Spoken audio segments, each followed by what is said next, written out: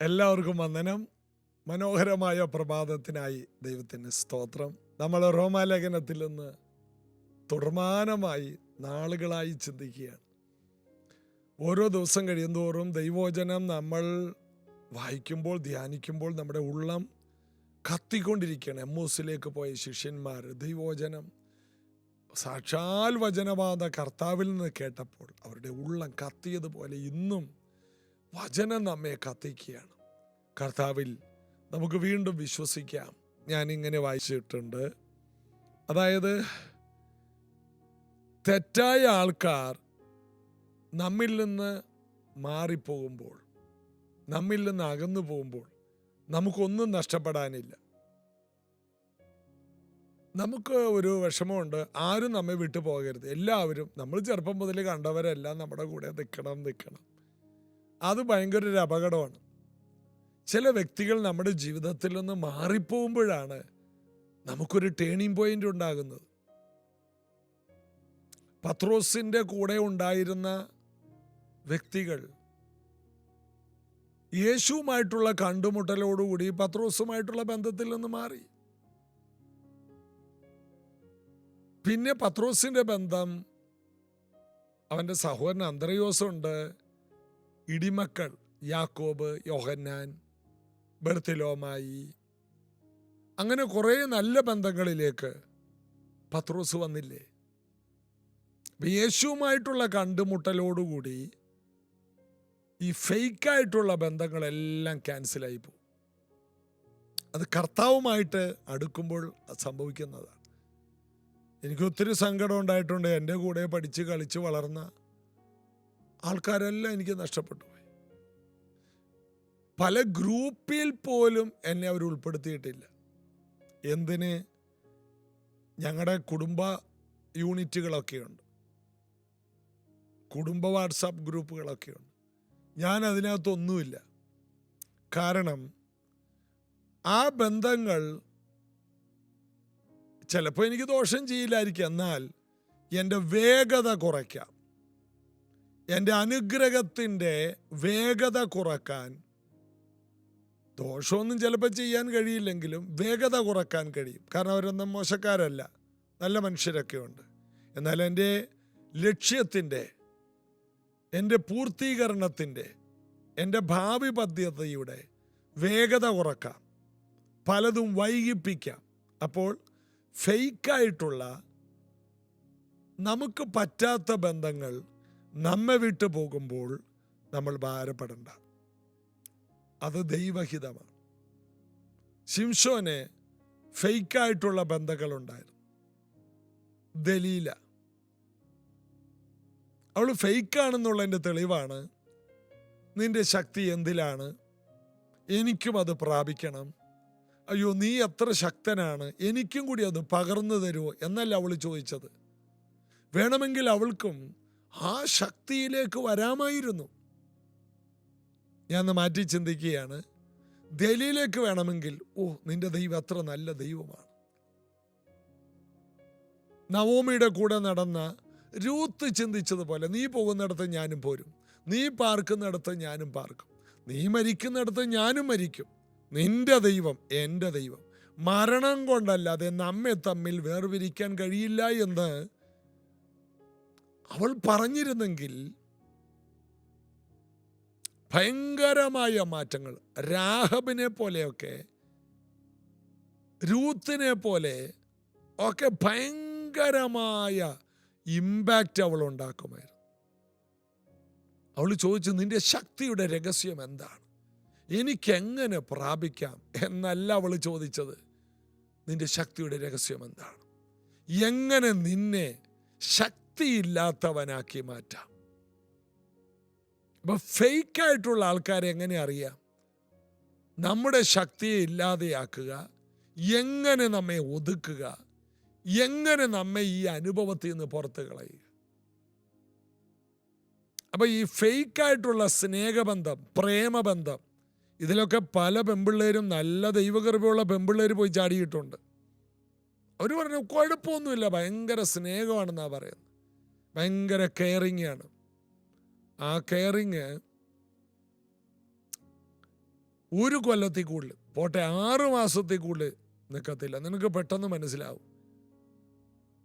ആ വ്യക്തിയുടെ കാര്യം കഴിഞ്ഞാൽ, ആ വ്യക്തി ഉദ്ദേശിച്ച കാര്യം കഴിഞ്ഞാൽ ആ വ്യക്തി അതോടെ തീർന്നു. എനിക്കറിയാവുന്ന ഒരു പെങ്കൊച്ച്, എന്തോ ഞാൻ ഈ ഭാഗത്തോട്ട് പോകുന്നത് എന്തോ പരിശുദ്ധാത്മാവ് അങ്ങനെ നയിക്കുകയാണ്. അതായത് എനിക്കറിയാവുന്ന ഒരു പെങ്കൊച്ച്, നല്ല അഭിഷേകം പ്രാപിച്ച് അന്യഭാഷയിൽ പാടുന്ന പ്രാർത്ഥിക്കുന്ന കുഞ്ഞ്, നല്ല ദൈവകൃപയുള്ള പെങ്കൊച്ച്. അവൾക്കൊരു പ്രേമബന്ധം ഉണ്ടായി.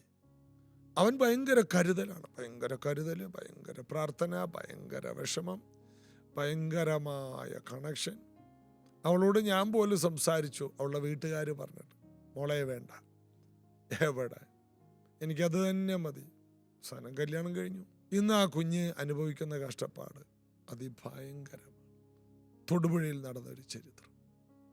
ഇതുപോലെ എനിക്ക് അറിയാവുന്ന ഒത്തിരി പേര് ആ അഭിഷേകത്തിൽ നിറഞ്ഞ ചെറുപ്പക്കാര്. ഒരാങ്കുച്ചിനെ എനിക്കറിയാം, ആലുവയിൽ. അവൻ ഭയങ്കര തീവ്രമായി ദൈവവേലയിലും ഉണ്ടായിരുന്നു. എന്നാൽ ഒരു പെങ്കൊച്ച്, അവൾ അവൻ്റെ കൂടെ പ്രാർത്ഥനയ്ക്ക് വരും. ഭയങ്കര പ്രാർത്ഥന, ഭയങ്കര പരിപാടി. നീ പോകുന്നിടത്ത് ഞാനും പോരും, നീ പഠിക്കുന്ന ബൈബിള് എനിക്കൊരു ബൈബിള് വേണം. ഇതെല്ലാം കേട്ടപ്പോൾ അവൻ അങ്ങോട്ട് പാവം വിശ്വസിച്ചു. അവൻ ബൈബിള് മേടിച്ചു കൊടുക്കുന്നു, അവൻ ആ ബൈബിള് വെക്കാൻ ഹാൻഡ് ബാഗ് മേടിച്ചു കൊടുക്കുന്നു, പ്രാർത്ഥനയ്ക്ക് പോകാനായിട്ട് പുതിയ ചെരുപ്പ് മേടിച്ചു കൊടുക്കുന്നു. പിന്നീട് കാലങ്ങൾ കഴിഞ്ഞപ്പോൾ അവൾ അവനെ അവളുടെ ദേവന്റെ അടുക്കലേക്ക് കൊണ്ടുപോയി. അപ്പോൾ ഫേക്കായിട്ടുള്ളവരെ നീ അവരോട് കോംപ്രമൈസ് ചെയ്യാൻ നിൽക്കരുത്.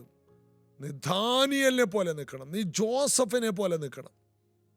അതെന്താണ് പാസ്റ്ററെ? അത് ദാനിയേൽ ജോസഫിൻ്റെ ചരിത്രം വായിച്ചിട്ട് നീ പഠിച്ചിട്ട് ചെയ്താൽ മതി, ഞാൻ പറഞ്ഞിട്ട് ചെയ്യണ്ട. ഫേക്കായിട്ടുള്ള ആൾക്കാർ എങ്ങനെ നിന്നെ വിട്ടുമാറും, അതിനെ നീ കർത്താവിൻ്റെ കൂടെ നടക്കാൻ തുടങ്ങിയാൽ മതി, പത്രോസിനെ പോലെ. ഈ സന്ദേശം നിങ്ങൾ മറ്റുള്ളവർക്ക്, ചെറുപ്പക്കാർക്ക് ഷെയർ ചെയ്യണോട്ടോ. കാരണം അവർ വഞ്ചിക്കപ്പെടരുത്. വഞ്ചിക്കപ്പെടാൻ, നമ്മുടെ അടുത്ത തലമുറ വഞ്ചിക്കപ്പെടാൻ നിങ്ങൾ അനുവദിക്കരുത്. കർത്താവിൽ നമുക്ക് ആശ്രയിക്കാം. നമുക്ക് റോമാലേഖനത്തിലേക്ക് വരാം. റോമാലേഖനം 11 അധ്യായത്തിൻ്റെ 12 വാക്യം. എന്നാൽ അവരുടെ ലംഘനം ലോകത്തിന് ധനവും അവരുടെ നഷ്ടം ജാതികൾക്ക് സമ്പത്തും വരുവാൻ കാരണമായെങ്കിൽ അവരുടെ യഥാസ്ഥാനം എത്രയധികം. പൗലോസ് യഹൂദനെ കുറിച്ച് പറയുകയാണ്, അവരുടെ ലംഘനം ലോകത്തിന് ധനമുണ്ടാക്കി, വലിയ സമ്പത്തുണ്ടാക്കി. അവരുടെ നഷ്ടം ജാതികൾക്ക് സമ്പത്ത്. നമ്മൾ ക്രിസ്തുവിൽ സമ്പന്നരും സ്വർഗീയ ധനവും ഉള്ളവരായി തീർന്നത് അവരുടെ ലംഘനമാണെന്ന്. അവൻ സ്വന്തത്തിലേക്ക് വന്നു, സ്വന്തമായവരോ അവനെ കൈക്കൊണ്ടില്ല. അവൻ സ്വന്തത്തിലേക്ക് വന്നു, സ്വന്തമായവർ അവനെ കൈക്കൊണ്ടില്ല. എന്നാൽ അവനെ കൈക്കൊണ്ട് അവൻ്റെ നാമത്തിൽ വിശ്വസിക്കുന്ന ഏവർക്കും ദൈവമക്കളാകാൻ അവൻ അധികാരം കൊടുത്തു. അപ്പോൾ യേശു അവരിലേക്ക് ചെന്നത് അവർക്ക് ധനവും സമ്പത്തും ഉണ്ടാകാനാണ്, അവരെ സമ്പന്നരാക്കാനാണ്. അവൻ ദരിദ്രനായി തീർന്നത് അവൻ്റെ ദാരിദ്ര്യത്താൽ നമ്മൾ സമ്പന്നരാകാനാണ്. അപ്പം നമ്മെ സമ്പന്നരാക്കാൻ ഒരുവൻ ദരിദ്രനായി തീർന്നപ്പോൾ അത് തിരിച്ചറിയാനുള്ള കണ്ണ്, കാണുന്ന കണ്ണും കേൾക്കുന്ന ചെവിയും തിരിച്ചറിയുന്ന ഹൃദയവും അവർക്ക് ഉണ്ടായില്ല. അത് തിരിച്ചറിഞ്ഞവർ പത്രോസ്, അന്ത്രയോസ്, ഫിലിപ്പോസ്, നഥനയേൽ, മഗ്ദലക്കാരി മറിയ, അന്നുള്ള ഒത്തിരി പേർക്ക് അത് തിരിച്ചറിയാൻ കഴിഞ്ഞു. രാത്രി രഹസ്യമായി യഹൂദന്മാരെ പേടിച്ചിട്ട് വന്ന നിക്കോദിമോസിന് അത് മനസ്സിലായി. മന്ത്രിയായിരുന്ന ജോസഫ് രഹസ്യമായി ശിഷ്യനായി മാറി. പരസ്യമായിട്ട് പുറത്തു വരാൻ പത്രോസിനെ പോലെ പറ്റിയില്ലെങ്കിൽ രഹസ്യമായിട്ടാണെങ്കിലും വന്നവരെ, വരുന്നവരെ കർത്താവ് അംഗീകരിക്കും. ആരെങ്കിലുമൊക്കെ കളിയാക്കിയാൽ സാരമില്ല, നീ രഹസ്യ ശിഷ്യനായിട്ടാണെങ്കിൽ. അതെ, ഞങ്ങൾക്ക് ഒത്തിരി സൗകര്യമാരെ എനിക്കറിയാം, അവർക്ക് പരസ്യമായിട്ട് വരാൻ പറ്റും. വലിയ കുടുംബക്കാരാ, പള്ളി വെച്ചു കൊടുത്ത ആൾക്കാരൊക്കെയാണ്, അവർക്ക് പരസ്യമായിട്ട് വരാം. വേണ്ട, നിങ്ങൾക്ക് അരിമത്യക്കാരനായ ജോസഫിനെ പോലെ വരാൻ പറ്റുമോ? നിക്കോദിമോസിനെ പോലെ പകല് വരാൻ പറ്റിയതിന് രാത്രി വരുന്നുണ്ടോ? അതും കർത്താവ് അംഗീകരിക്കും. ഓരോരുത്തർക്ക് ഉള്ള പ്രാപ്തി പോലെ കർത്താവിൻ്റെ അടുക്കലേക്ക് വന്നില്ലേ?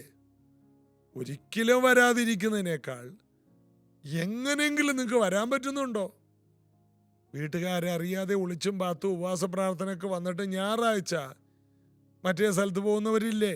സാരമില്ല, കുറച്ച് കഴിയുമ്പോൾ ദൈവം നിങ്ങളെ ശക്തരാക്കും. ഇങ്ങനെ കർത്താവിൻ്റെ അടുക്കലോട്ട് വന്നാലുള്ള ഗുണമെന്താണ്? നീ സമ്പന്നയാകും, സമ്പന്നനാകും. ദൈവിക സമ്പന്നത കൊണ്ട് നീ നിറയും. അവന്റെ ദാരിദ്ര്യം നമുക്ക് സമ്പത്തുണ്ടാക്കിയെന്ന്.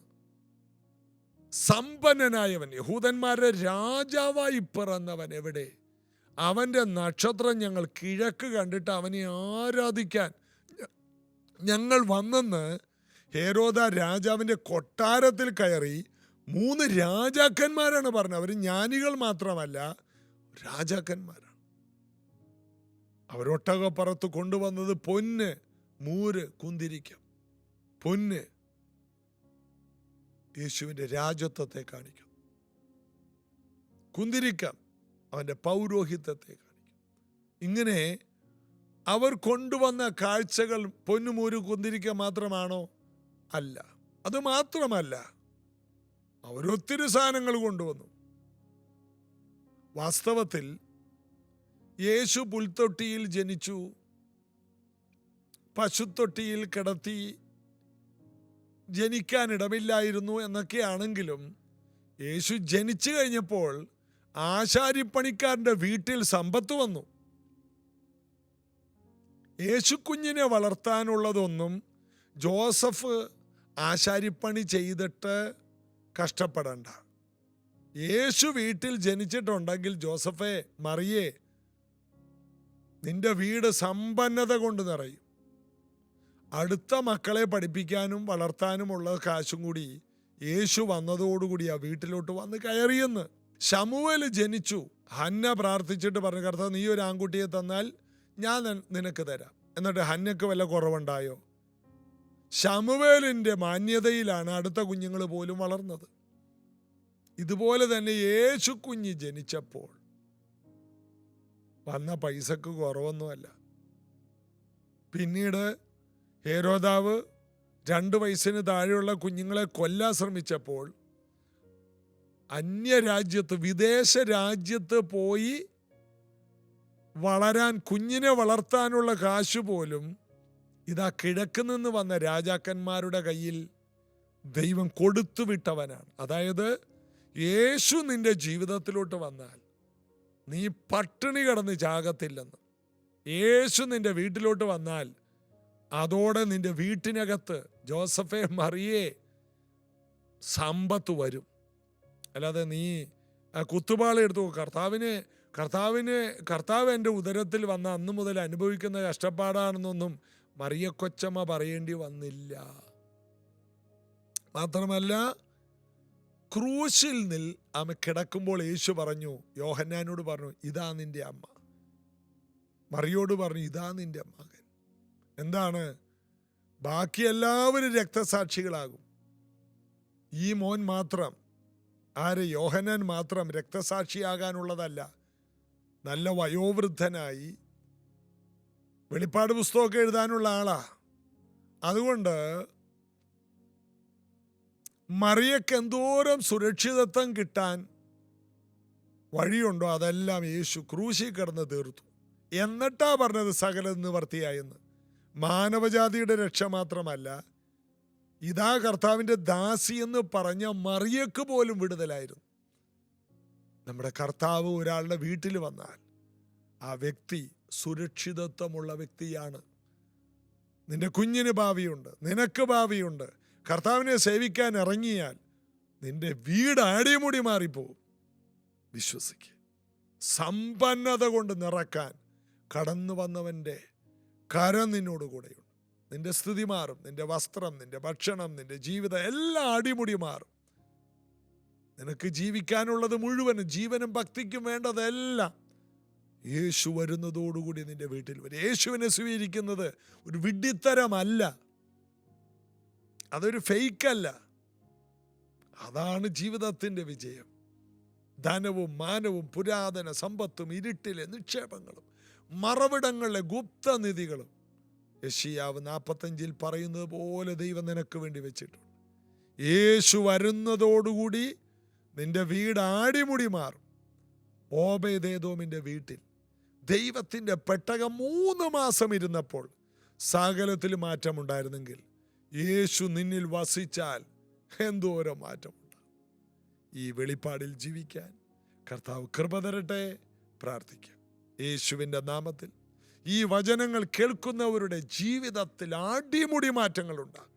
ആടിമുടി വിടുതലുണ്ടാകട്ടെ, സമ്പന്നതയുണ്ടാകട്ടെ, സമൃദ്ധി ഉണ്ടാകട്ടെ. യേശുവിൻ്റെ നാമത്തിലുള്ള എല്ലാവിധ സമൃദ്ധിയും, ആരോഗ്യ സമൃദ്ധി, മാനസിക സമൃദ്ധി, സാമ്പത്തിക സമൃദ്ധി, ഭക്ഷ്യ സമൃദ്ധി എല്ലാം ഈ കുടുംബങ്ങളിലേക്ക് യേശുവിൻ നാമത്തിൽ കയറി വരട്ടെ. ഇന്ന് നേരിടുന്ന എല്ലാ ദാരിദ്ര്യ പിശാചിനെയും ഞാൻ പുറത്താക്കും. ഈ കുടുംബങ്ങൾ സമൃദ്ധി കൊണ്ട് നിറയട്ടെ, മന്ന കൊണ്ട് നിറയട്ടെ, യേശുവിൻ നാമത്തിൽ ആമേൻ. അതങ്ങനെ തന്നെയാണ്. വിശ്വസിക്കുക മാത്രം ചെയ്യുക. കർത്താവ് അനുഗ്രഹിക്കട്ടെ. ഇന്ന് രാവിലെ പ്രൈസ് ജനറേഷൻ ചർച്ചിൽ വെച്ച് രാവിലെ 10:30 ഉപവാസ പ്രാർത്ഥനയുണ്ട്. കടന്നു വരാൻ കഴിയുന്ന എല്ലാവരും തന്നെ വരിക. അല്ലാത്തവരും നിങ്ങൾക്ക് നിങ്ങളുടെ വീട്ടിലിരുന്ന് ഉപവസിക്കാം. തുല്യമായ അനുഗ്രഹങ്ങൾ പ്രാപിക്കാം. God bless you. വിളക്കിൻ നടുവേ പൂർണ്ണ മാറത്തു പൊൻകച്ച ആണിഞ്ഞു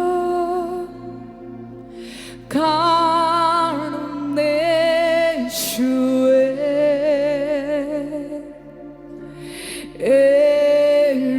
ഏഴുവിളക്കിൻ നടുവേ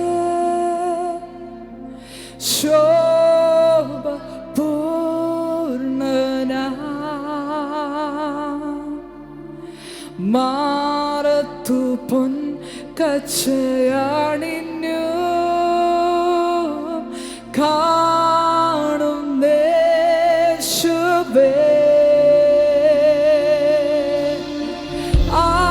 ആദ്യനും അന്ത്യനും നീ മാത്രമേശുവേ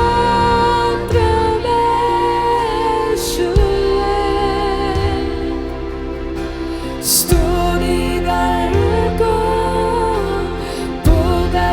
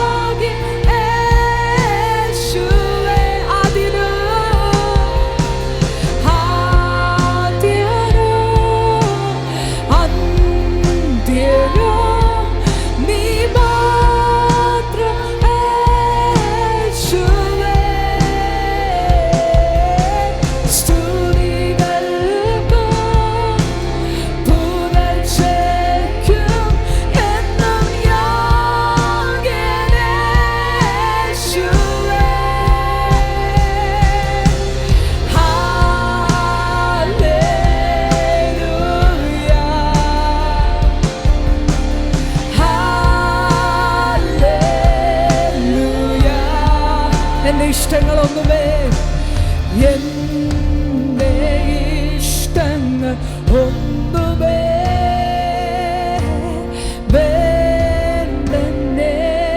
വേണ്ടെന്നേശുവേ. അതെ അപ്പാ,